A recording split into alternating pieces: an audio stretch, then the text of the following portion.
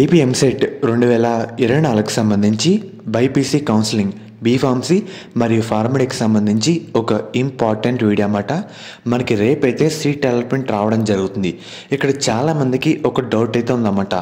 మనకి seat allotment వచ్చే టైంలో మొబైల్కి మెసేజ్ వస్తుందా అండ్ అలాగే మెసేజ్ వచ్చిన వాళ్ళకే సీట్ అలాట్మెంట్ అవుతుందా అని చాలామందికి ఒక క్వశ్చన్ అయితే ఉందన్నమాట.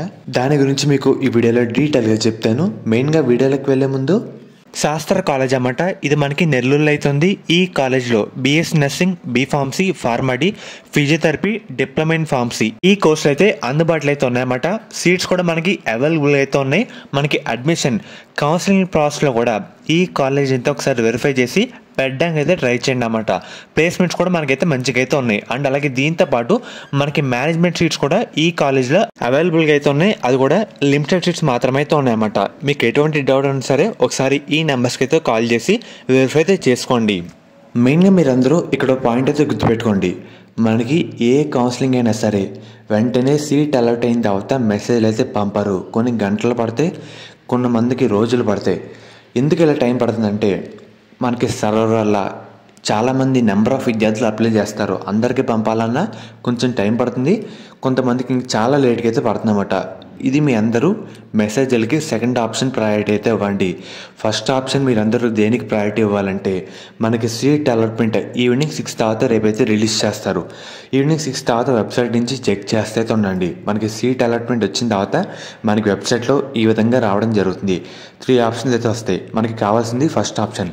మెయిన్గా దాని మీద ప్రెస్ చేసిన తర్వాత అలాట్మెంట్ ఆర్డర్ని ప్రెస్ చేసిన తర్వాత మన hall ticket number, date of birth enter చేసి సబ్మిట్ అయితే ప్రెస్ చేయండి. ఎవరికైతే సీట్ రాలేదో నో సీట్ అలాటెడ్ అని వస్తుందన్నమాట.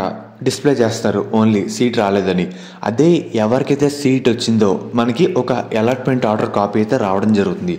ఆ కాపీలో మనకి కాలేజ్ ఫుల్ పేరు అండ్ అలాగే ఎక్కడుంది, మనకి ఫీజు రియంబర్స్మెంట్ వస్తుందా రాదా, ఫీ ఎంత ఉంటుంది, టోటల్ అలాట్మెంట్ ఆర్డర్ కాపీ అయితే రావడం జరుగుతుంది. అలా ఎవరికైతే కాపీ వస్తుందో వాళ్ళందరికీ సీట్ వచ్చినట్టు, ఎవరికైతే సీట్ రాలేదో నో సీట్ అలాటెడ్ అని వస్తుందన్నమాట.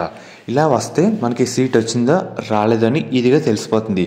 అంతే తప్ప మనకి మెసేజ్ రాకపోతే సీట్ రాలేదని, వస్తే సీట్ వచ్చిందని ఇలా అయితే కాదు. చాలామందికి సీట్ వచ్చినా సరే లాస్ట్ ఇయర్ చాలా గంటలు పట్టింది, కొంతమందికి ఒక రోజు తర్వాత మెసేజ్ పంపారు.